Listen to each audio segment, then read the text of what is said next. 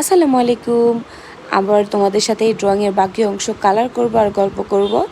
তো দেখতেই পারছো যে আমি মসজিদের যে অংশগুলো আছে সেই অংশগুলো আমি ইয়েলো কালার অ্যাপ্লাই করেছি, বাট যেহেতু ব্ল্যাক কালার আমার পেপার, তাই সেটি হচ্ছে গ্রিন টেপের কালার হয়ে গিয়েছে।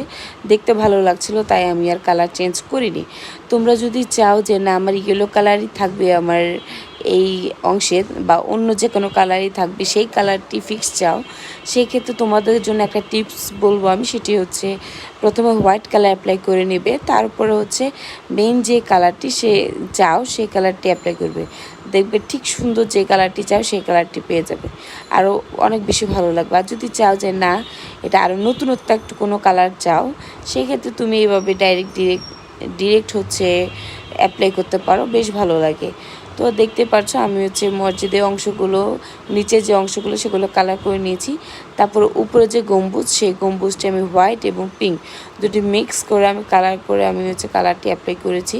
অ্যাপ্লাই করার পর দেখলাম যে বেশ ভালো লাগছে। আর যারা যারা হচ্ছে ঈদের কার্ড তৈরি করতে চাও নিজের হাতে, আমি মনে করি এইভাবে যদি তোমরা ঈদ কার্ডটি হচ্ছে তৈরি করো, ড্রয়িং করো এবং পরবর্তীতে এটাকে হচ্ছে ঈদ কার্ড হিসেবে দাও, বেশ ভালো লাগবে।